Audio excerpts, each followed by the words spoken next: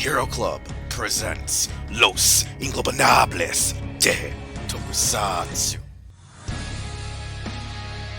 Hello and welcome to Los Ingobernables de Tokusatsu, episode 88. This episode is being recorded way in advance due to the fact that SoundOut will be going on vacation yet again. This time is not to go see your friend's graduation, however to go spend time with family in Florida for the next 2 weeks. But at this point when this episode's airing, he'll be almost getting ready to come back home. So nevertheless, I'm your host and co-creator, Wheelchair21, and joining me is the vacation boy himself who we had to plan this episode around, SoundOut frickin' 12. I am here. I am ready. This is going to be pretty fun, I think. Overall, really happy we're getting to record stuff ahead of time because I don't like to miss out on episodes. Well, it's also that because, Mucha and Project's job is usually always weird and always makes it that they can't actually record on Monday nights, especially due to the fact that we've changed recording hours and times. But since we do have SoundOut here usually, it's me and him, we always get joined by a third man, a man who hosts his own tokusatsu and mecha streams. He is none other than the Visible Ninja. Aha, indeed. And I am not going anywhere, because I have no life. It's okay. Indeed. I have no life either. No, you have more of a life. It's just that you're getting worked like a mule by your parents and your neighbors and your friends. And they're just going to see how you break. I was going to say, locally, yeah, because I hear all these stories of how they're dragging you to places that you don't want to really go. But then you enjoy yourself, but then you hate it the next day. Exactly. If I never step into a nightclub again, I will be a very happy person. Yeah. Therefore, I shall never be happy. Exactly. And also joining us as a special guest tonight, this will be his first time actually on Los Ingobernables de Tokusatsu. However, he is a good friend of ours and has been featured on very many of the original Ninja Talks Live, Gundam, and Tokusatsu before properly being combined together as Ninja Talks Live. It is T-CosmicLatte, Demonwolf. I have no mouth, but I must scream. Exactly, and I have a feeling that's either a reference to Dark Souls or some cartoon that is just I'm forgetting of right at this moment. It's a novel turned video game, really, really dark stuff, like 1950s Fahrenheit style, super sci-fi. Look it up. Alright then. So we have pretty much the whole Ninja Talks team here, and it means we'll have a lot of mouths going on, or at least mouths to be opened and talked about on our awesome lit list tonight, because we're going to introduce first off a new topic or a new segment on the show that we want to try out called On the Road. On the Road, we'll be looking at various vehicles in Tokusatsu that either Power Rangers, Super Sentai characters, Kamen Rider, Metal Heroes, Garo, or Ultras use, like vehicles to just get around, whether it's on the actual road, whether it's on air, sea, land, yada yada yada. We just thought of that being the idea and the basis since it's more land vehicles. Exactly. That's another reason why I came up with the topic, was there's more land vehicles than there are technically air and sea vehicles in Tokusatsu. So we'll do that first, and then we'll pick up on a topic that me and SoundOut held off on for nearly a year now, where we did United as One, which was supposed to be a look at a majority of all the Sentai mechas on screen to toy aesthetic, like what we thought of them in show and as a toy, before we actually started going more meticulously per mecha. It was at least an introduction. We only got up to Time Ranger, so that we're going to continue on that with Gao to Gokaiger. So that's on our itinerary for tonight. It's a pretty jam-packed show with the content that we're looking at, specifically just the mecha alone from Gaoranger to Gokaiger. That's 11 seasons of Super Sentai that we have to try to cover within an hour and 20 minutes. So our new segment On the Road, like we said, we'll be looking at vehicles, just various vehicles used throughout Tokusatsu. And this is our first time, so we're going to try to choose a rather simple choice or choices due to the fact that the base vehicle was actually repurposed by Toei at least twice in show. The first was in Hakuju Sentai Gaoranger called the Wolf Rotor, and then in Hurricaneger repurposed as the Bari Thunders. These were vehicles used by Gao Silver as well as the Gaorangers. However, when the props and the actual vehicles were brought to America to use on show, they were made more expansive and not being selectively for members of just the team itself. It was made for every member of the team. And if you don't recall that, that's because maybe you haven't seen these shows. But overall, each character did get their own signature bike based on that aesthetic and whatnot. To start us off, I'll just ask Demonwolf, what is his thoughts on the actual Wolf Rotor / Savage Cycle, Motorcycle, and Wild Force / the Bare Thunder Tsunami cycles in Power Rangers, since necessarily the base bike is the same motocross bike, but then was converted to fit the aesthetic of each Sentai team / Power Rangers season? Now, I never really acknowledged the Wolf Rotor. It just never really stuck in my mind. The Hurricaneger bikes I do have a better understanding of. I remember watching Hurricaneger for the first time and loving them. I also have a fond memory of the bikes as they got brought to America for the rest of the Rangers. But when we start going to the American side, I also have a fonder memory of the semi-truck they used to transport all the bikes. For the actual designs, I used to have like a Battleizer Red Ranger that had a bike. So, did they ever have a feature where the lightning emblems on the side of the Gaoranger's bikes like flipped down to create like makeshift wings? Was that ever a thing? No, That was I a thing on think the you're. toy. I was gonna say, I think you're confusing that with the glider bike that came in later that the Gaoranger's Crimson Red Ranger had. But they could have had that gimmick on the toy, but I don't remember them having it for the regular remember versions. that the lightning bolt itself was movable. Like you can adjust it on the bike for whatever reason. But yeah, the symbols and the bike aesthetic in general were very slick. It made perfect sense to have a giant lightning bolt on your bike. Because, it makes it go faster. Other than that, though, I would say I prefer the Gaoranger's versions more. Probably because I like Hurricaneger and Ninja Storm a little bit more than Wild Force. But other than that, that's about it. Looks like the later versions of the Tsunami cycles. No, wait. All of them came with, the lightning bolts could be flipped down as wings. Yep. Okay, yeah, I never noticed that, because I don't remember them actually effectively using it in the show. I think Hurricaneger had happened once, but I only remember it vaguely once now, thinking about it. There's also a green Tsunami cycle in the toy line that didn't make it to the show. I mean, Magna Defender had a bike, and none of them made it to the show either, and a Jet Yep. Jammer. But we'll talk about those Everybody weapons needs a later, bike. or vehicles. Yeah, Visible Ninja, your take? Okay, I'm kind of a similar situation to Demonwolf here, whereas the Wolf Rotor there, to me, it's just kind of a bike that has a wolf motif on it. It otherwise kind of wasn't really that special to me. The cycles, though, kind of fit in with Ninja Storm's kind of extreme sport aesthetic they were going with, because they were dirt bikes. And it did make sense for the rest of the team to have them, especially Dustin, since, his whole thing was, he was a dirt bike rider. So yeah, it was good that him and the other ones got them. And then, yeah, Cam got one in the toy line, which was kind of cool. And yeah, the gimmick actually was kind of cool. I definitely prefer the Thunder cycles, just because, I don't know, I just like the aesthetics a little more, and because, pretty much everybody got one. Alright, over to Sound Out. So I really, just to touch on the Wolf Rotor / Savage cycles, I think they were cool in the show, but they didn't really get much use, I found. It was funny because they would use the Savage cycles and they made them for the team, but then they'd also use the footage of like the Gaorangers like running through the street on all fours, which that was a little bit of a weird thing, but Saban editing. But I think in general the Tsunami cycles look a lot nicer. They look a lot sleeker, and I do love the irony that the story plot in series was that the Thunder Rangers stole the Tsunami cycle data to make theirs, and especially when you consider that the Bare Thunder existed in Japan, and then the Tsunami cycles for the other Rangers didn't. I think it's kind of ironic that they went with that, and maybe that was intentional. Maybe they were like, hey, only Crimson and Navy had these in Japan, and we're gonna have everybody have them here. What if it's that the Crimson and Navy ones were made off the plans of the red, blue, and yellow?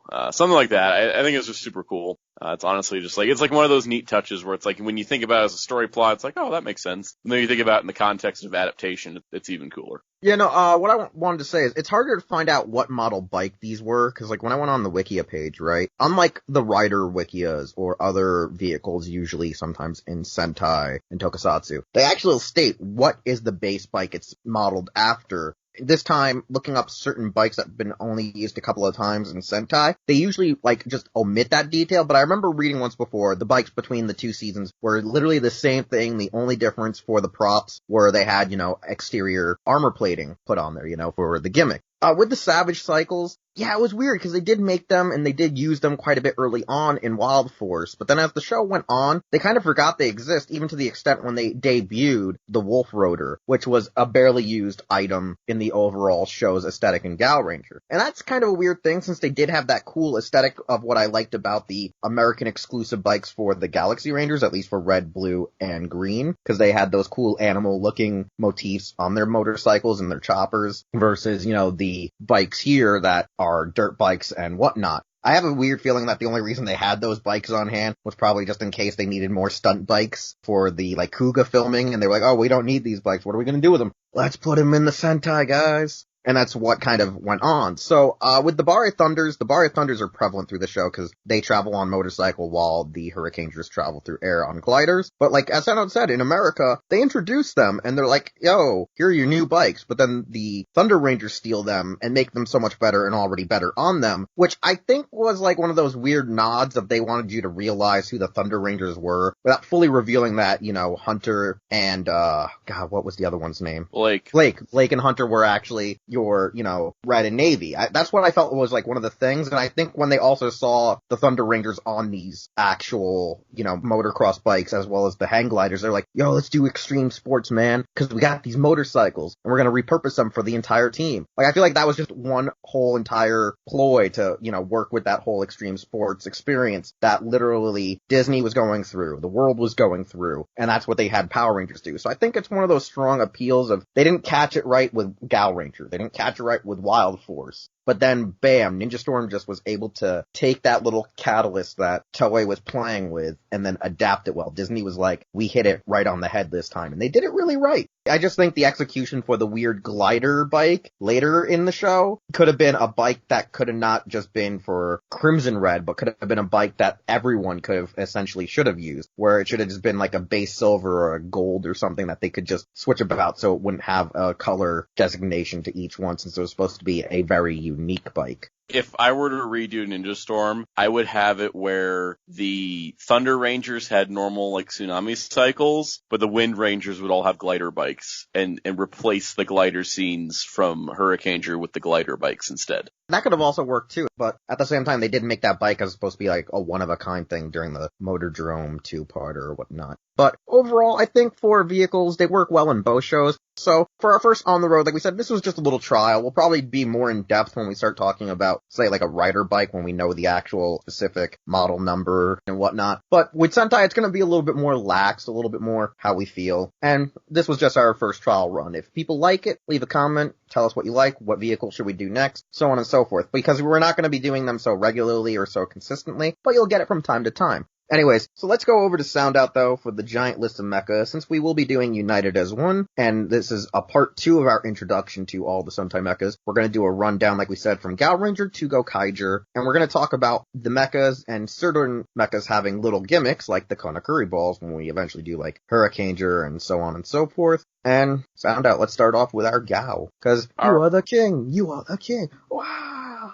So, in order to do this, the format I have decided upon is that with Gaoranger specifically, because of there's so many combinations, we're going to go over all of the individual components, and then the major combinations, and then we can comment on the overall season. Alright, Hyakuju Sentai Gaoranger. This season featured a lot of mecha, introduced the arm switch gimmick that we know and love. Love with the question mark, because some people don't.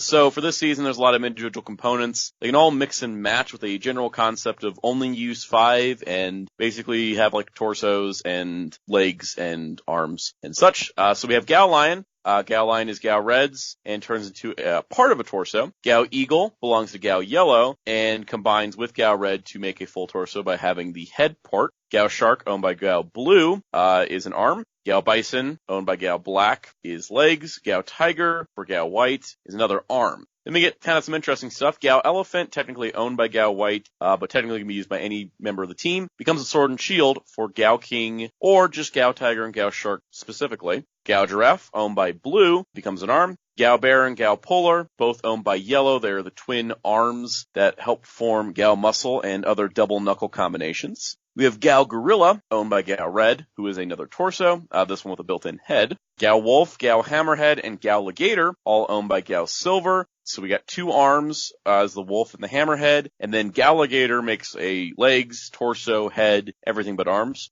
Gaorainos and Gaomadillo, they're a paired mecha. Gaorainos transforms into a full set of legs. Gaomadillo works as a weapon and stores in there. Both belong to Gao Black. Gao Deers belongs to Gao White as well and becomes an arm. Gao Falcon belongs to Gao Red and is a torso with wonderful wings. We have a movie mecha in the form of Gao Kong, which is a red Gao gorilla from Hyakuju Sentai Gaoranger, the Fire Mountain Roars. And Gao Kong technically belongs to Red, but is generally used by the team for one featured combination. The God Power animals are 5 special animals controlled by Gao God. So it's Gao Leon, Gao Condor, Gao Sawshark, Gao Buffalo, and Gao Jaguar. The 5 of them are basically always together, and they are similar to Gao King's components. The major combinations for this series, we have Gao King, and then Gao King Sword and Shield, which is Gao King with the elephant. We have Gao Muscle, which is made up of Gorilla, Bison, Eagle, the 2 bears. Gao Hunter, which is Gaogator, Gao Wolf, and Gao Hammerhead. Those 3 can also be Gao Hunter Evil or Gao Hunter Justice, depending on the head design, as once Gao Silver was transitioned to being a good heroic character, Gao Hunter was able to reflect that change. Of course, Gao God is made of the 5 god animals, and we also have Gao Icarus, made up of the falcon, the deers, the giraffe, the rhino, the armadillo. And other than that, every other combination is mix and match, with 2 very notable ones being Gao Kantaros, which is falcon, shark, tiger, elephant, and the jumbo version of the Gao lion, which is kind of its own toy, but in the series just grows because they just took the animation model and said +3 to the size scaling. And then Gao Knight, which was the movie combination with Gao Kong, which is essentially Gao King Sword and Shield with a new torso. Alright, so that's our rundown for Gaoranger as Mecha.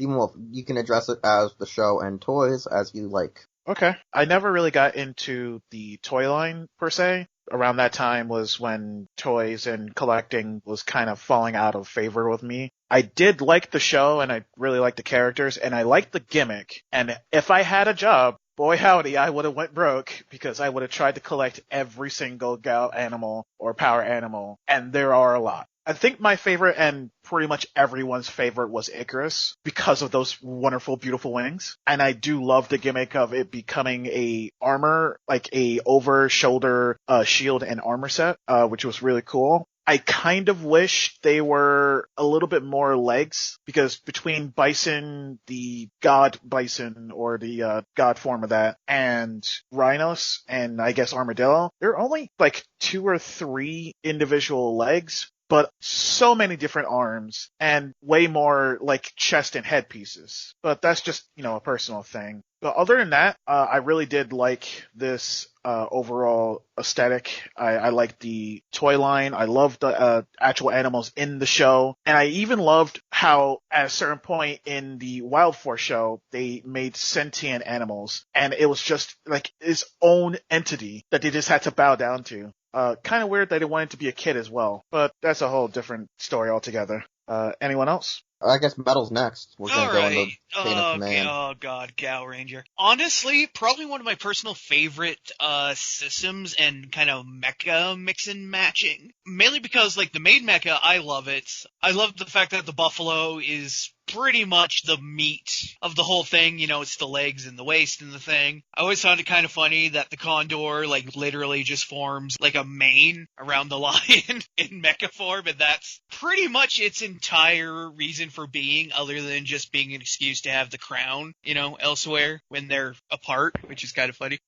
Tiger, shark are pretty cool, but yeah, the lion's where it's at, because Gao Lion is pretty damn cool, and probably one of my personal favorite, like, solo mechas. But then you get into, like, all the armed up stuff, like the elephant, which is a sword and shield, which I think is, kind of awesome. Not only that, but when you get to Gao Muscle with the 2 polar bears, and then there's the armadillo and his little hockey puck buddy. Oh, the rhino, I meant, not armadillo, but Oh god, everything just gets cool. And Gao Hunter is also, again, one of my favorites. I love the Gator, the Hammerhead, and the Wolf, especially when he's Predator mode. Justice mode is good too. But one of my personal favorites of all time, just because of just sheer awesome look and just being imposing as crap, is Gao God. Just because, like, everything just looks like majestic AF, because you got the Black Lion, you've got, like, the blinged out, like, Gazelle in place of the Buffalo, you've got the Leopard, you got the Saw Shark. Like, it just comes all together just to make this large, badass looking, like, supreme being of the 100 Beasts, and I've always wanted to pick one up. I haven't yet. I hopefully will one of these days. And not to mention Gao Knight, the movie one, is pretty cool too, even though he's really just a retool of Gaorilla. In all, personally, I just love how everything merges together. I wasn't the biggest fan of Isis or Centaurus, whatever you want to call it, but, like, everything else is just, I just love it. Like, the look in the show is awesome, like, the suits themselves, the toys, like I said, with the exception of, like, Isis/Centaurus, I'm just a big fan of the mecha in Gaoranger. Alright, sound out. Gaoranger is one of my favorite mecha lines. I have everything at this point, and it's really awesome, just the possibilities and combinations. And they really used that effectively in the show, I felt. Like, there was an episode, I think it was with one monster that was able to, like, control the Gao animals, and it was just like, he would just, like, force them into different combinations, and the narrator kept trying to come up with new names to call these things. And I also liked how there was kind of, toy line-wise, they had the Soulbird with the miniature Gaoranger figures, and that's a cool display piece, because it kind of, like, adds to that, and in series, the Soulbird kind of worked as their cockpit. So it's like not officially a mecha, but it's something that kind of worked supplementary to it.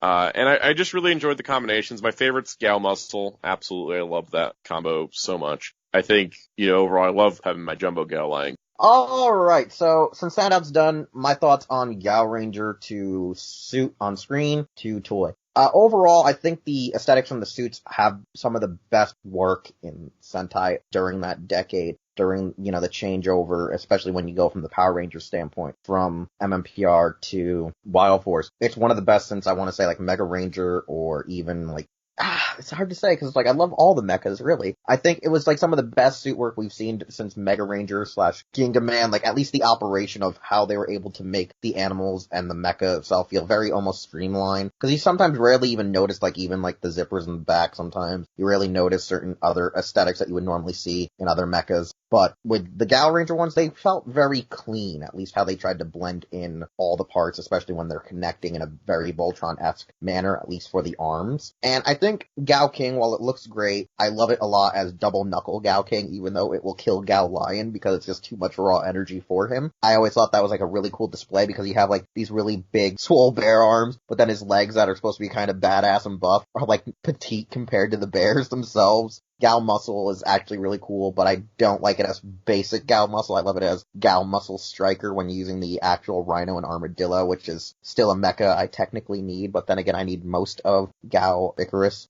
I gotta say, Icarus, while I loved the design, I will agree with Metal. I think the only thing that hurt the show was the execution of needing too much CG just because of those huge-ass wings themselves, like, and attacking. Like, I think that's what did sort of hurt that mecha in regards, is like, too much CG, not enough suit, it felt like, even though it was an immaculate design. Because, like, transitioning to the toy was quite fragile, whether it be the giraffe, whether it be parts of the deer, or whether it be the actual falcon itself, because parts of the wings, either the wings themselves at the hinges snap, or the actual tail feathers, like the wing feathers, ones that are very elongated, tend to just break off and wear out due to the rubbery plastic used. But overall, I think the base of the main team was alright. I like the movie mecha a lot with Gao Knight, because he looks just really badass, especially with like the very metallic-y breastplate like Gao Kong had. And Gao God, I think my favorite part about him is really like his Pope looking like head design. Like, I like his little Pope hat, and I like how the part of the hat comes off to become a giant like bow and arrow using the saw shark blade. But overall, it would be a really good design if they just played a little bit more with the color palette. Okay, we can go to Hurricaneger. Alright, Ninpu Sentai Hurricaneger. This series featured less mecha than Gaoranger, but they were much larger in comparison. So to go down the list, we're going to do the components as long as they're combinations in proper order. So first up, we have Hurricane Hawk, Hurricane Dolphin, and Hurricane Lion, belonging to Hurricane Red, Blue, and Yellow, respectively. These three mecha combined to form Senpujin, Senpujin, of course, is the main mecha of this series. The hawk forms the head, the dolphin forms the right arm, and the lion forms the left arm, as well as the torso and the legs. The next two mecha are Gorai Beetle, belonging to Kabutoreiger, and Gorai Stag, belonging to Kuwagareiger. These two combine into Goraijin. Goraijin is a two-part mecha, with the stag becoming the legs, and the Kabuto forming the torso, arms, and head. The Senpujin and Goraijin can form Gorai Senpujin with the help of the Karakuri balls number 7 and 8, which is Furai Maru. Furai Maru can form himself into a smaller robot that then becomes the faceplate and hands for Gorai Senpujin, and again contained in balls 7 and 8. The next mecha was Tenkujin. Tenkujin had a flight mode, which was a helicopter design. It belonged to Shurikenger, and could transform into his robot mode, which was just known as Tenkujin. Tenkujin had a lot of combination possibilities, as it could become a right arm for Senpujin, or a over-the-shoulder double cannon for Goraijin, as well as being able to combine the Senpujin, Goraijin, and the Tricondor, coming from Power Spheres 15, 16, and 17, in order to form Tenrai Senpujin, which is the final big combination. And one last mecha of the series, one that did not make it over to Power Rangers and Toyline, was the Revolver Mammoth. Revolver Mammoth is a massive carrier which has the ability to store 6 Karakuri balls in its rotator, though in series all of them could come out. It can combine with Gorai Senpujin to become Revolver Gorai Senpujin, and also with Tenrai Senpujin to become Revolver Tenrai Senpujin. Speaking of Karakuri balls, we've already mentioned 7, 8, 15, 16, and 17 as those are the ones needed for combinations, but the other Karakuri balls are as follows. Number 1, the Sword Slasher, mostly used by Senpujin. Number 2, the Goat Crusher. Number 3, the Tortoise Hammer. The two of those could form a Kendama-like weapon when combined. Number 4, Plant Axe. This was mostly used by Goraijin. Number 5, Gatling Leo. Number 6, Squid Attacker could combine together to form a Gatling Squid type gun, and the gear system inside the Leo would sync up with the spinning gear on the left arm of Senpujin, which was the lion head. Number 8 and 9, of course, were Furai Head and Furai Knuckle for Furai Maru. Number 9 is the Karakuri Mantle, which is essentially a giant scarf. Number 10, the Spin Bee, which is a bee-top kind of weapon. That was used a lot, I think, by Goraijin as well as Tenkujin. Number 11 is the Kabuto Spear, I think exclusively used by Goraijin, which also featured, it kind of magnetized itself, but it was essentially a blaster. Number 12, a Tenkujin special, the Catch Spider, which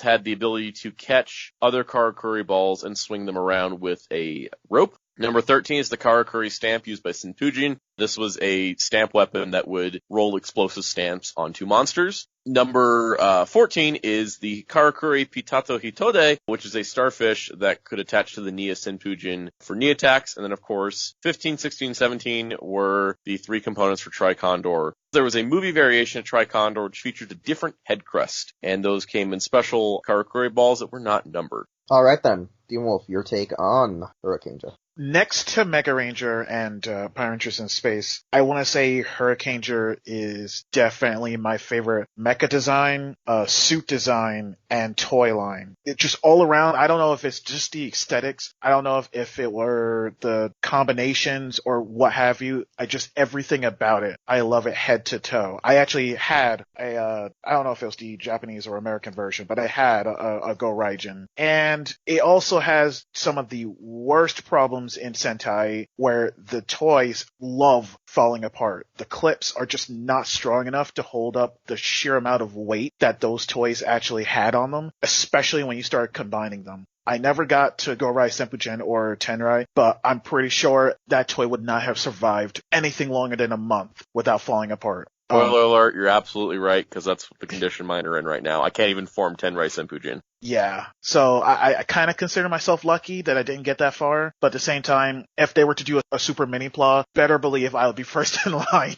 But Tenrai Senpujin is my favorite cluster F, if you want to call it that. Revolver Mammoth is one of, if not my favorite carriers, next to the Zenith. And the gimmick of the show is not my favorite, but I can understand why it's useful, especially since they don't really compromise the overall design of the mecha. I also love how you kinda sort of have a trifecta going on, because you have the land, sea, and air of Senpujin, but then you have, like, they're primarily mammals, I wanna say, with the exception of the bird, but then you have insects, and then you go directly into just plain robot, because I don't know what you would call the helicopter other than just a bird-like helicopter. It's kind of like a Gaoranger mecha. It's like the spiritual predecessor to Gaoranger. Yeah, it's weird, but whatever you say, it's definitely one of my favorites, and I don't think anything comes close, like I said, other than Mega Ranger. And maybe Go-Go 5, but that's about it. Yo, okay, Hurricaneger, again, has some pretty cool mecha that I actually do like. Senpujin, I always thought it was a little funky, not in a bad way, just mostly because, again, most of it was made up of the lion, which I always thought was kind of a bit on the stranger side. Obviously, looking at past Sentai mecha, it's not really. Not to mention, the very slimmed down lightning mode. And I always thought that was kind of cool, too, that, you kind of mass shifts down to be able to become a bit of a speedster. I always like Gaoranger, I absolutely love. Like, I have a big thing for, like, bug-themed mecha and warriors, etc., and I just love Gaoranger, especially when they combine to Gorai Senpujin, which is pretty cool. The Karakuri balls, personally, I think they're kind of a cool little gimmick, especially since they can store inside there. Personally, I'd say the ones that I personally liked probably best are probably, I guess, the basic sword, as well as the B-top, and then I guess the goat hammer too. But overall, they're pretty cool. As for Senpujin, I wasn't a big fan of the whole bird helicopter thing, but obviously when they combine all together, that's pretty cool. And Revolver Mammoth is probably one of the coolest kind of carrier mech / gimmick shooter things I've ever seen, and I'm kind of sad that, one, that thing is kind of rare these days, two, it's ungodly expensive, and three, we never got it over here. I like the mecha from Hurricaneger. Like, they're pretty unique, and I actually do really like the Karakuri gimmick. Alright, so Hurricaneger is one of my favorites. I have invested a lot of money to try and complete the line. I am at the point of I have all the mecha, and I even have the Revolver Mammoth, even if his gold plastic syndrome broke one of the tusks. And he's also really heavy, so he's kind of hard to display anywhere because he literally broke a shelf when I tried to put him up any higher than just closest to the ground. But I have almost all the Karakuri balls. I'm just missing the scarf because the scarf was ungodly rare since it was only included with the first run of Tenkujin and then also as a promotional item. And I think there was a giveaway in Asia as well. But one day I'll find that scarf. But other than that, I love the designs. I love the combinations. I just wish we had better toys because either you go America or Japan on them, you're just going to encounter breakage issues. I think just design failures more than anything. But overall, I love the mecha. I really do love the Karakuri gimmick. I think my only thing I don't like is that Tenkujin didn't have a way to hold Karakuri balls like the other two did. That I thought was kind of weak, but I understand. I did really enjoy this line, and I really, it's so cool, and I just wish the quality was better on the toys. In show, the combination potential was awesome, and the way they summon Karakuri balls left and right. There's some episodes where they was just summon a bunch of them, which was super cool. Not to mention, I like the fact that Senpujin had a slimmer mode it could transform into for faster combat for a short period of time. That was pretty cool, and they did release like an action figure in the proper scale for that. So that was pretty cool. I did like that option of like, oh, we have this bulkier mecha that's, ready to destroy stuff, but oh, what if we need to fight faster? It can like shrink down and do some cool stuff and then turn back. And then I don't know where we got Kishi Ryuo. Yeah, Kishi Ryuo was just there all the time like that. So, cool stuff. I love this line. Alright, so when it comes to Hurricaneger, I will say, when I saw how the toys came out, I was a little disgruntled. Like, I didn't like that the toys for the show were very more stocky, very short, it felt like at times. Like, they're not as short as they seemed, but in hand as a kid, I was like, man, this does not look anything like it does in the show compared to other toy lines where they look somewhat,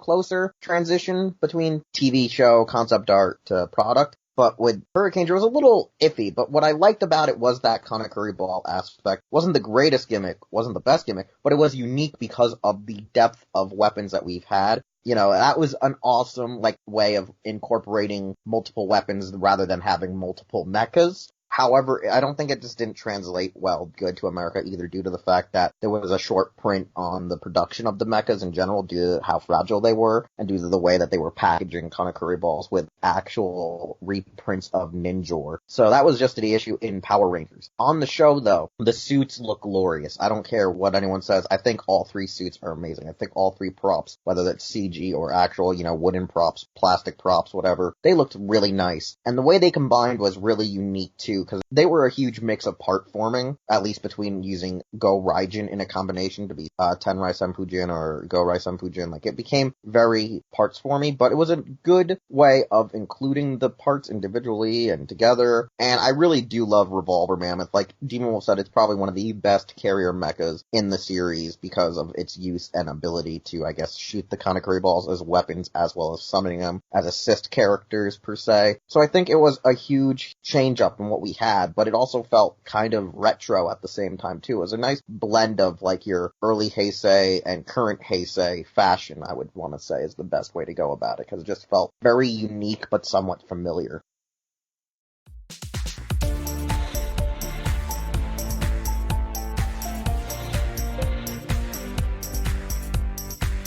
Alright, next up we have Bakudu Sentai, Gaoranger. This is another series with larger mecha. The main gimmick here was motorized features, which was very different and very cool for the time.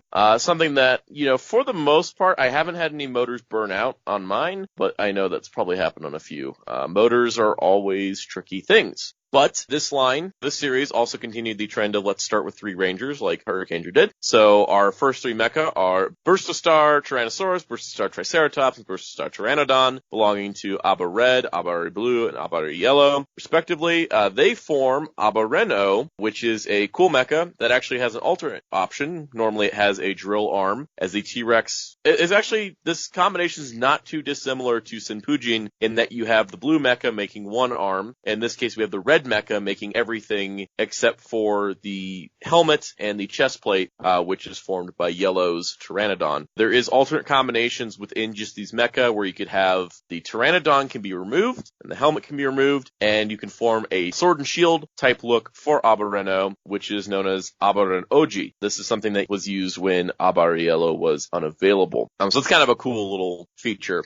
We also have Burstostar Brachiosaurus belonging to Abare Black. This was a carrier mecha that could carry the first 7 mecha within it, and also was not released in the American toy line, but was only released in Japan's toy line as a scaled down toy. As a full scale version, which was prototyped, would be too large to sell based on the size of the other mecha. Moving on to some auxiliary mecha, we have Bursostar Brachycephaloknuckles. This is a Cephalosaurus which has a punching gimmick. We have Bursostar Dimechacodon, which is a Dimetro that turns into a buzzsaw arm. We also have Parasauryoku, which is a Parasaurolophus that turns into an arm with a scissor cut gimmick. And then we also have Ankylovelius, which can become another drill arm, which mirrors Abareno's drill arm. Those 4 could be used by any of the mecha as they just had a general arm slot, and all were carried inside the Brachiosaurus. Moving forward to some more secondary mecha, we have Stegoslydon. Now, Stegoslydon could become a surfboard of sorts for Abareno, and it also becomes the torso for Killer O when it combines with Abare White's, or Abare Killer's, Top Galer. It's sort of like a pterodactyl, but much larger. That would combine with Stegoslydon to become Killer O. Killer O would also be able to accept any of the auxiliary mecha. The final mecha of the series was the legendary Bursostar Strachosaurus, which also was a Strachosaurus that would carry Dino Gary, which featured the Axe Rampogold and Helmet Spinogold pieces on top. Now, the Styracosaurus would become a torso and head, and then the legs would be formed by the Dino Gary, with its weapons being the Ramphogold axes, and the little Spinal Gold helmet would kind of chill off to the side for later. Future combination potential notwithstanding, the last mecha is the Bursostar Carnaryutos and the Bursostar Cosmoshieldon, which would form into Baku Reno, which was the movie mecha. It was based off of Abareno, but did not feature a third component. It was only just retools of the Tyrannosaurus and Triceratops. Combinations that were used in the series included Killer Abareno, which featured Top Galer on the back of Abareno, as well as Stegoslydon as the surfboard, which only appeared in the movie. But later on, we had O Abereno, which featured a similar combination to Killer Abereno, except it added in the helmet and axes from Max Oja. Max Oja, of course, being the Strachosaurus and Dino Gary combination. Max Oja also could combine with the 4 auxiliaries to make Max Ryuo. The only unfortunate thing is when it comes to toys, you only get 1 helmet and 2 axes with Max Oja, so you can't have O Abereno and Max Ryuo on display at the same time.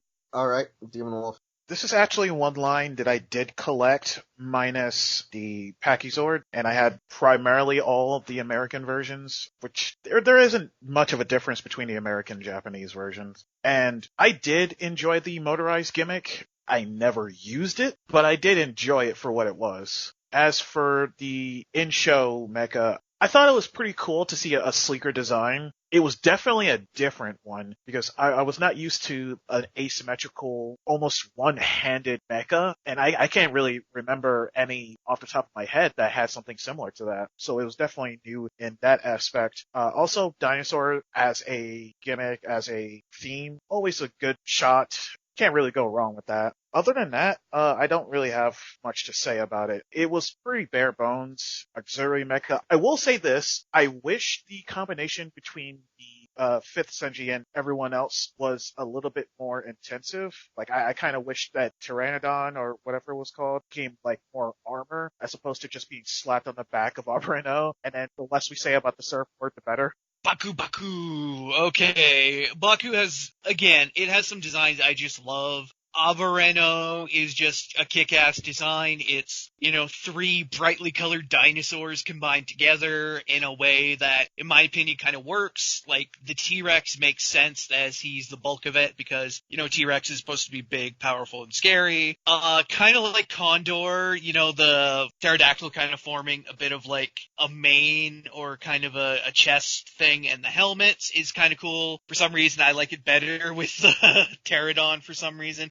And, the Triceratops forming an arm makes sense, because he's got, like, a shield on the head and horns. The fact they can switch over to, like, a sword and shield thing is kind of cool. I absolutely love Killer O. Just because it's the giant, like, Tupperanda tearing itself apart and then slapping its parts onto a Stegosaurus and then making it stand up. I don't know why, I just love it. Plus, his big-ass, weapon that's literally like the Tupperanda head, I thought is kind of cool. Oh, Lord. Max Oja is pretty big, pretty regal and everything. Not one of my personal favorites, but he is kind of cool. All the auxiliaries are pretty cool. Love the, the basher, the cutter, saw blade, drill. They're all, pretty damn cool. Like, I especially like the Ankylosaurus, since he also has the little top shell also spins too, which I thought was kind of cool. But my personal favorite out of this line is, without a doubt, Bakureno. Because, for some reason, I just absolutely love the designs of the Carnotaurus and the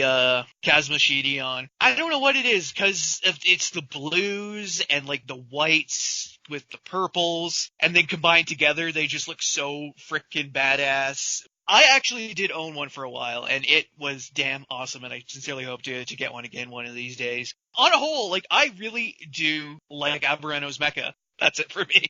Gaoranger is a cool mecha line. I think my favorite is Max Oja. I think I love it as a design for, toy purposes, but also I just generally like it. He's big and bulky. I love the Strachosaurus carrier. So, overall, I think that the line's really fun. I think I could do without the motorized gimmick, to be perfectly honest. Like, it's cool, but I also generally don't like motors because that's another thing that could break on top of clips and everything. Overall, I think that it's a good line. It's really fun. I like the interchangeability. I wish there was, better combinations like we've been saying. It feels a little lackluster. I have it on my shelf. I kind of have the space. I'm probably going to split them up. There's really no point in leaving them combined. It doesn't look that great. But overall, it's a cool line. It looked really cool in show. And sucks that America missed out on not only the Brachiosaurus, but also the Cephalosaurus, because that one was needed to be an arm for a combo. Yeah, no, my take on Gaoranger to, like, suit the toy is that the suits in show look very immaculate. I like the idea of the arm gimmick, but because it was trying to be a bit of Gaoranger light, the fact that it didn't have any other functional components, it was like, oh, we're gonna be a mix of Gaoranger, but a mix of Hurricaneger. It was like, you have torsos, you have limb changes, but limb changes only.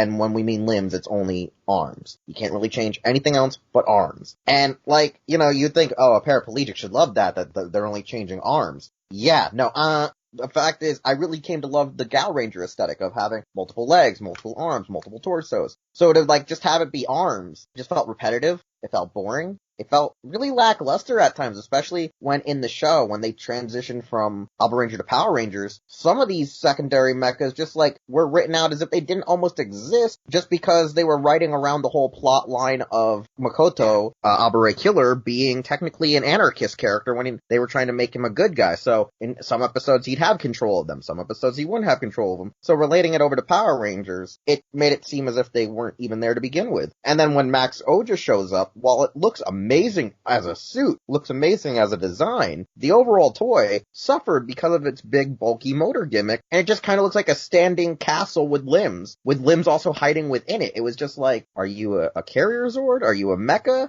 It almost made me think that it was like a weird reference almost to, what is it, Max Victory or whatever its name was from freaking, 5-Man almost, cause it was like a giant standing block that kind of did nothing as a toy, even though it wasn't a giant carrier Zord like that mecha was, but it made me think of it in hindsight. And the fact that we had Brachio be so obnoxiously big in show, it could never relate to a toy line, and it makes me afraid if we ever get Super Mini Plot, are they gonna go J. Decker crazy on us and be like, here you go? And I'm gonna be like, no thank you. So I feel like, while it has a lot of elements I do like for the aesthetic and execution, the final product to toy is a very mixed bag. That's the best way I can explain it from show to toy. It's a mixed bag of either they didn't execute it correctly or they weren't even trying. All right, let's move on to a line that has universal love. Tokusatsu Sentai, Gokaiger. This line of Deca machines is actually pretty straightforward. This is one of the more straightforward mecha lines that we're actually covering today. This one features the original 5-part mecha, known as Deca Robo, formed from Red's Pat Striker, Blue's Pat Gyro, Green's Pat Trailer, Yellow's Pat Armor, and Pink's Pat Signer. Now, these 5 form in a very traditional sense of red is the torso and head, blue and green are the legs, yellow and pink are the arms, and the completed Deca Robo is decked out with a sword and a pistol weapon, as well as a pair of handcuffs that can be formed from the gyro's wings. The next mecha was the Deca Base, which had a crawler and robo mode, was technically controlled by Deca Master, even though it was their base, and the 5 Deca machines could deploy from inside Deca Base's crawler mode specifically. An overall Deca Base robo was just a beast of a robot.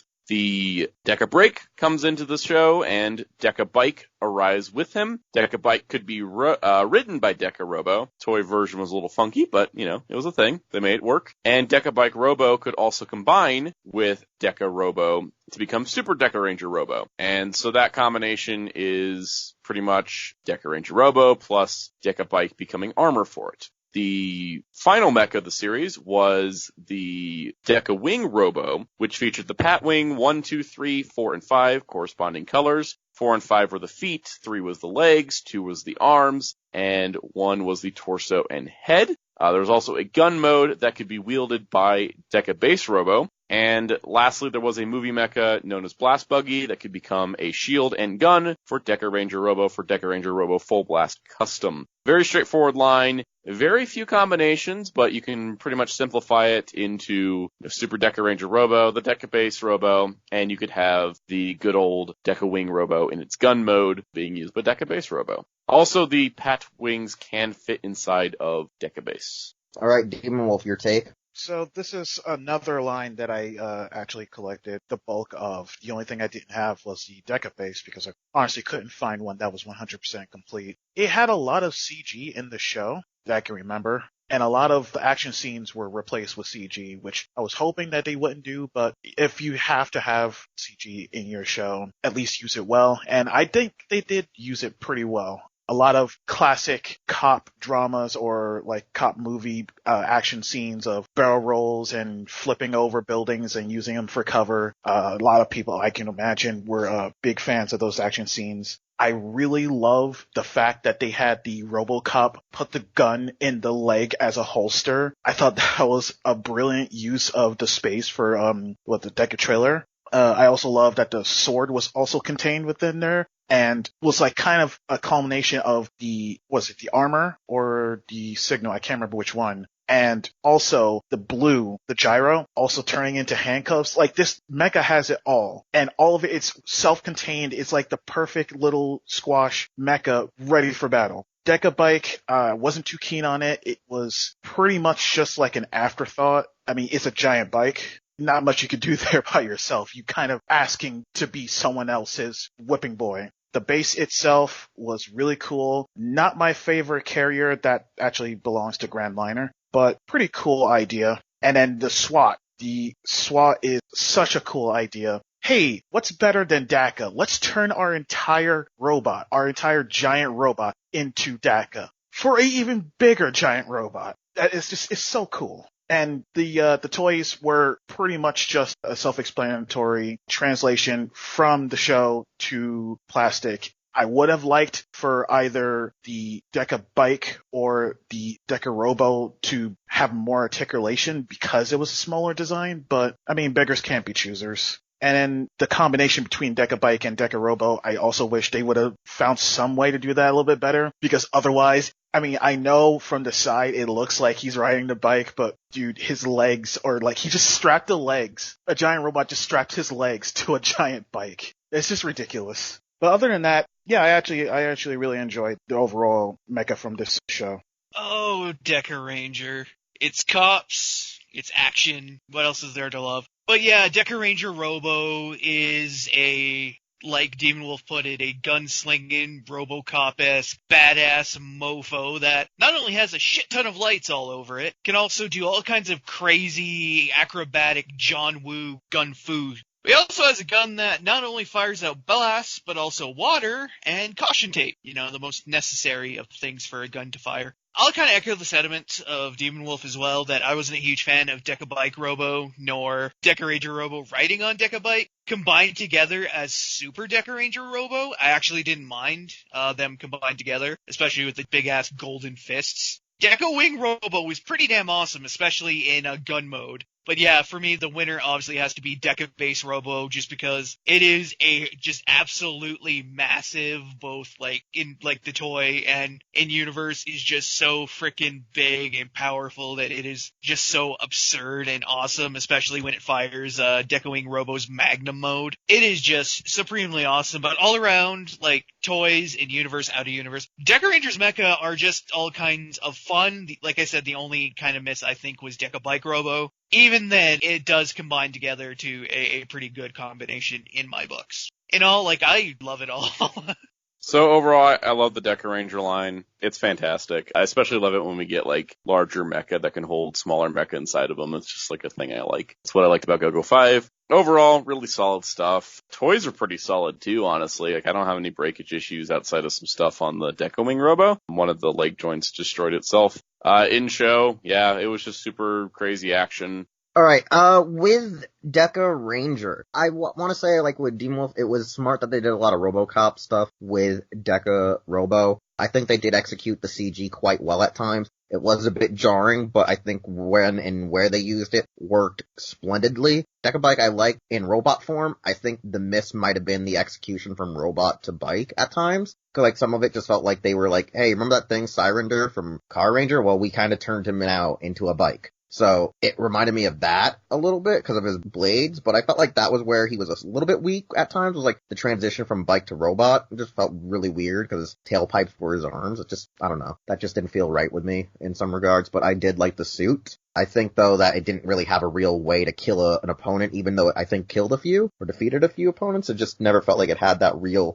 oomph that at least Deca Robo had. Combined when riding as a toy is hilarious. I think the mini-pla is better able to execute the whole leg gimmick thing, but the way it works makes sense because it helps the kid transition the mechas into the Super Deca Robo better by having it re-lock in your limbs into the right spot. Like, you just flip it up and do a few things and bam, you got your combination. I think that's how it was supposed to work. But in show, it was a lot more linear because they were able to use CG modeling and, like, you know, maquettes on the bike to work a lot smoother. For Deca Base, while I like the base design and I like the base Robo, it's kind of weak at times because it's barely used, either because it's too powerful or I think just because it was kind of a chunky monkey and maybe the actor didn't like being in that suit. It's like one of those ones where I like it, but I also don't like it either because I just feel it's too chunky because it's a base mecha, even though it has a lot of Deca. It has a lot of power. Deca Wing Robo. I like it as the robot mode. The gun mode, while it's a nod to Metal Heroes, I don't really like it either because it was always in CG model mode or the fact that the actual toy breaks for almost everybody is I think why that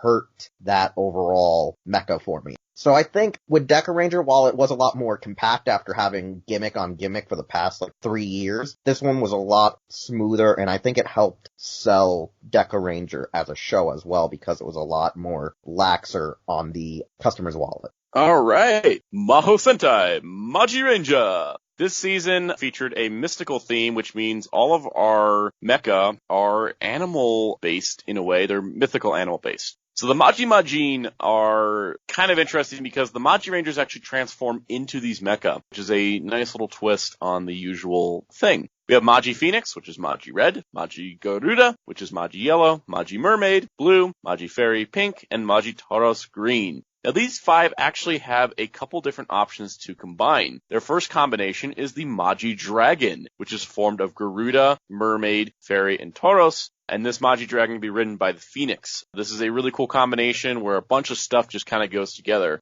Overall, this is a season where things don't kind of combine linearly, so I'm just kind of going to say that these are all things that slap together. The dragon, of course, can combine with the Phoenix to form Maji King, which also contains an awesome sword made up of all the individual weapons for the individual mecha. The next mecha is actually a villain mecha, and that is going to be Gokaiger. Gokaiger is formed from Dark Magic Horse Valkyrion, which is a black horse ridden by a enlarged Dark Magic Knight Wolzard. Now, Wolzard himself actually combines with the mecha, which is very similar to the Maji Rangers turning into their mecha. First form he has is Wolkentauros, where he works as a centaur. You can also just ride his horse. And then also we have Supreme Ruler of Darkness, Gokaiger. Gokaiger, of course, being a really sleek-looking evil mecha. Now, Gokaiger's torso piece, much like a lot of the Maji Ranger mecha, can be swapped out for Maji Phoenix to make Fire Kaiser. Fire Kaiser was the time that Maji Red got to use the black horse. The next mecha in the lineup is the magical train Traveleon Express, which is a 6-car train that can form into magical iron god Traveleon. Traveleon belongs to Maji Shine and is a pretty cool mecha in the form of its 6 train components, with 2 combining to make the torso and 2 being the arms, 2 being the legs. It also contains components in the toy line to swap out the torso, so you can put Maji King's torso in if you so wish. The other mecha we have is the movie mecha, which is Horned Sacred Horse Unigolon, as well as Saint Maji Phoenix, which is Maji Phoenix with some extra gold detailing. This was featured in the Maho Sentai Maji Ranger movie, Bride of Inferja. Of course, those 2 can combine to form Saint Kaiser, and in the toy form, it can also form a centaur mode as well. And then the last mecha is Maji Firebird, Maji Lion. Maji Firebird is Maji Red in his Legend mode, transforming into Maji Firebird. Maji Lion is the other 4 Maji Rangers in Legend mode, combining to form that, and those 2 combine together to form Maji Legend. Alright, Demonwolf.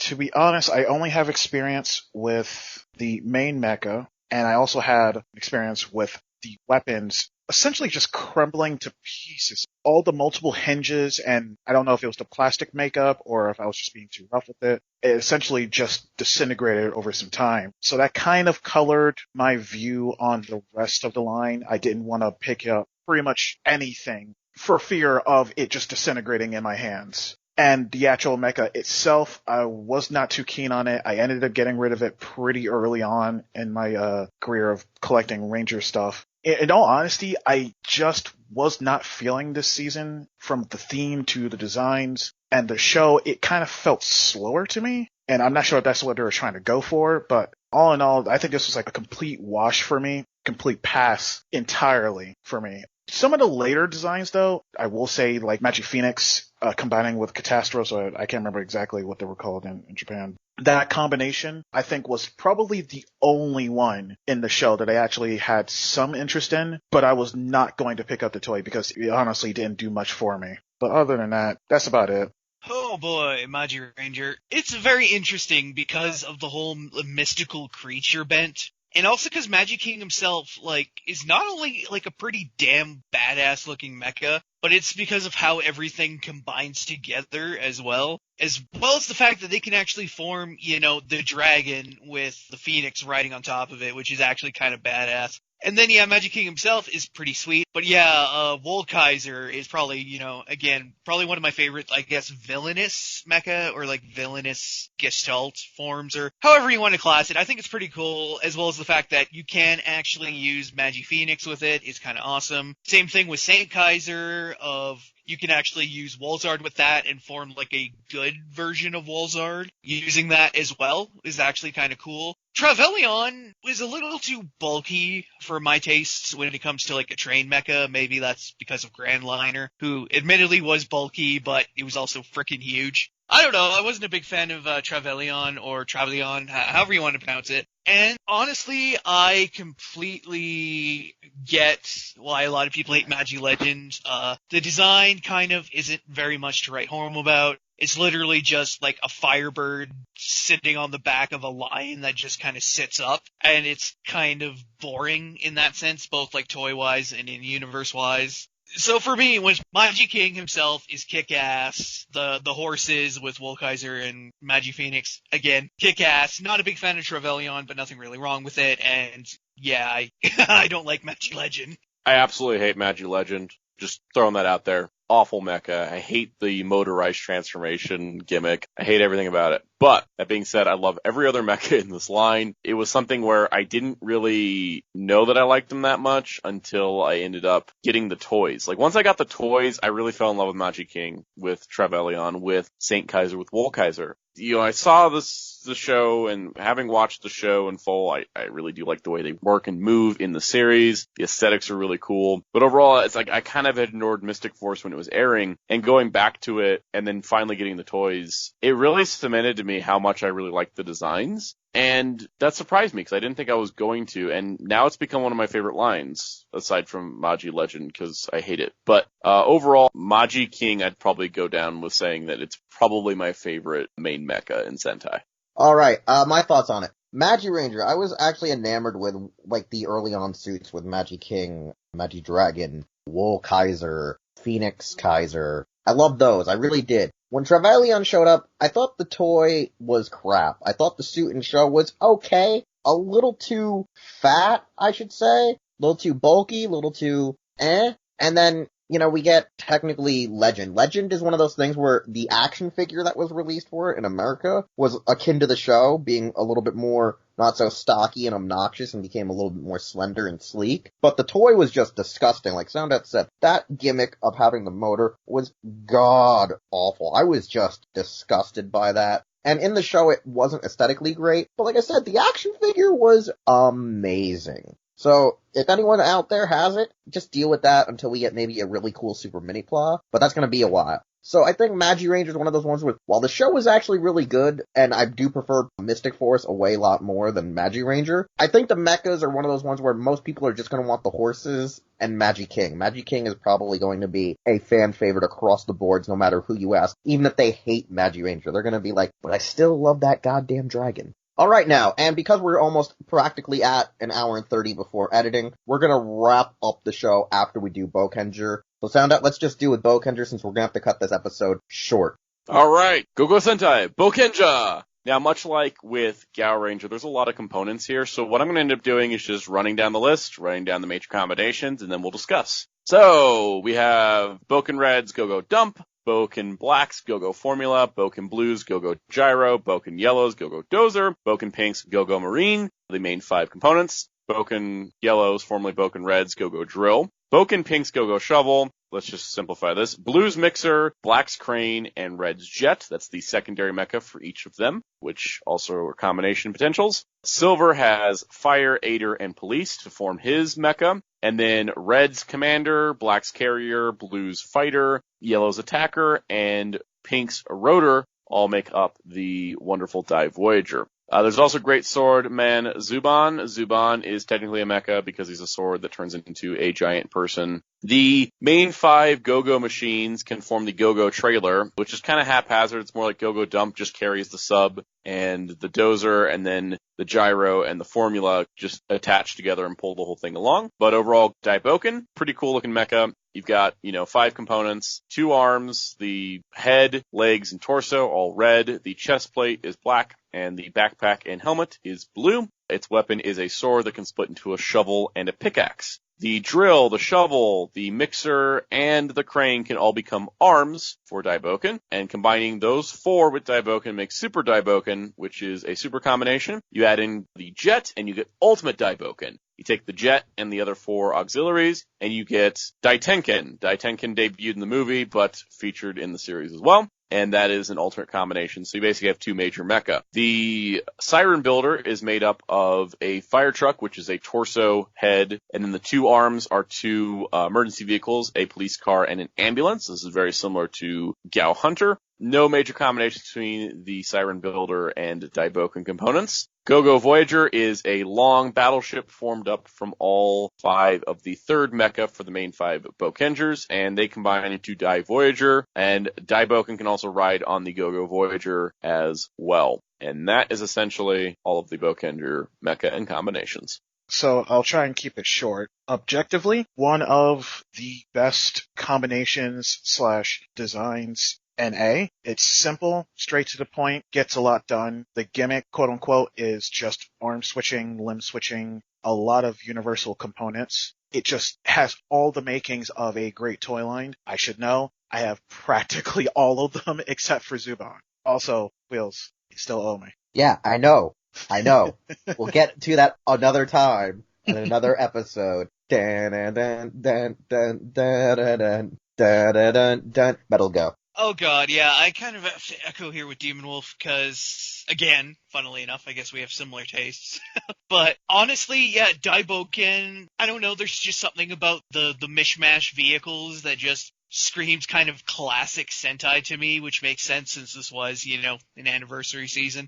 Again, everything just kind of clicks together. I do agree that the trailer mode is just kind of a bullshit thrown together, like extra mode, but hey, altogether, they do look pretty cool. I love all the extra machines like drill, crane. They're just damn cool. The fact that they can actually form yet another mecha with Go-Go Jet in Daitenken is pretty cool. Ultimate Daiboken is just an absolute unit.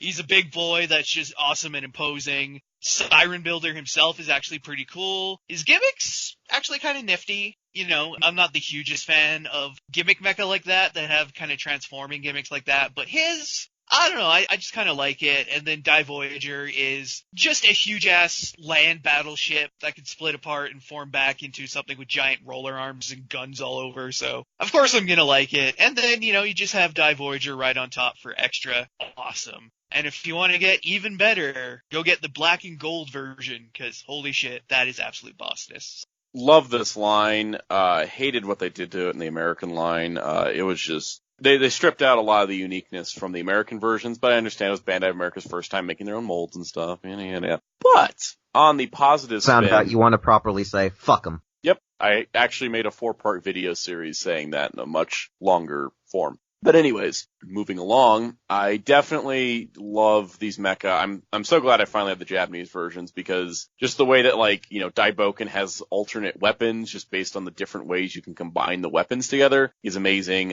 Just all the little details, all the intricacies, the fact that we actually have, neck articulation on a mecha is pretty cool. In-show, combination potential all over the place. It's much like with Gaoranger. I just love when you can just have your mecha and then, your ranger's just like, oh, well, the giant drill didn't work. Let's summon a giant cement mixer and then kill it with a crane and a shovel at the same time. It's cool stuff. I really do love it. Fantastic line and fantastic toys to go with it. And I'm super duper happy to be able to own great toys of him, and I highly recommend them. They're fantastic.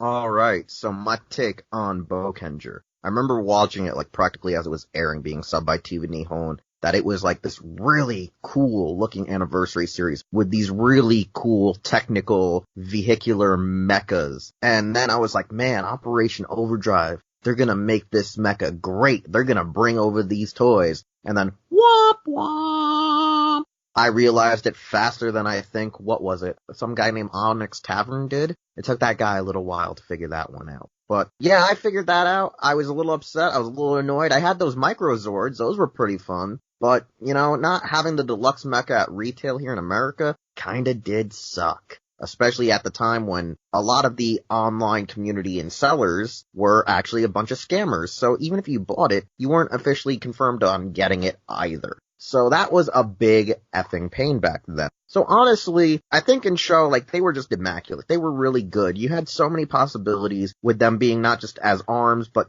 you had the two that became roller skate booties when he started becoming Super Daiboken, Ultimate Daiboken, to help aesthetically work. Sirender is not really the greatest mecha, but it's not the worst we've ever had as a sixth mecha. It just sucks that he didn't get to have any fun combining with the others. It was more like, hey guys, can I borrow your arms? I'll give you mine. And that's all we really, really got. It's kind of like what happened with Gal Silver. I'm just glad, though, when they made Dai Voyager, they weren't like, hey, we're gonna release him the Gashapon line, or as a movie-exclusive, first run bonus, the Boukenger vs. Super Sentai boxing glove, or chest panel, when he went with the 30 fiery armor, which sucked balls. But I'm glad we got that. I think Dai Tenken debuting in the movie was a smart move because they didn't have anything else planned for the show at that point. So having a auxiliary mecha out of your auxiliary mecha was really unique and cool, and I'm really glad that in the American toy line, even though I knew it could happen in the show, I'm glad that they accidentally spoiled it via the Microzords before they even released the deluxe mecha, or even before the actual product appeared on screen in Overdrive. So that's one thing I really did enjoy about it. It's a really good series of mecha. It works good on show, it worked good on paper, and it worked good on toys. It was just Bandai America who had to F it up for the rest of us. So I digress. Like I said, since we are about the 1 hour 30 mark before post-editing, and even while we're talking right now, we're gonna cut off the episode right here at Boukenger, which is still alright. It's still an anniversary series. We did intend it to be Gokaiger at the start of the show. And as we do our outro, Demonwolf, please tell people how they can follow you on social media, since this is your first time, at least on Los Ingobernables de Tokusatsu. Sure. So I have a Twitter at T-CosmicLatte. You may also find me as the Hero Club Man. And on Instagram, I am under Kid Alabaster. I typically cover cosplay. I'm a cosplayer myself, prop maker. So that's what you'll find for me there. Visible Ninja, your outro. Yeah, hit me up on Twitter at VisibleNinja0. Hit me up on YouTube at Visible Ninja Dojo. I do a live show every Wednesday at 9 p.m. Eastern called Ninja Talks Live, where we talk all sorts of things. Tokusatsu, Gundam, other mechas. So definitely check it out. And hit me up on Twitch, even though I'm not using it terribly much yet. I'm hoping to change that at twitch.tv/VisibleNinjaEX. Alright, sound out. Alright, you can find me on YouTube at SoundOut12, also Facebook, Instagram, and Twitter at SoundOut12. If you ever want to talk toys, talk toku, talk whatever, hit me up. I'm usually pretty receptive to messages, unless you're just give me free toys, in which case I'll say, how about no? But other than that, yeah, I'm pretty accessible. If you come look for me, I will probably be able to be found. Alright, I am Wheelchair21 on YouTube, Twitter, Facebook, but not on Instagram. On Instagram, I am Taja_Doyle. And that's practically it, but you know by now what I do, where I'm at, and where we are. And with Hero Club, you'll find out in the outro if you already don't know. We'll see you all next time with episode 89. Hey, it's Wheelchair21, and thanks again for listening to an all-new episode of Los Ingobernables de Tokusatsu.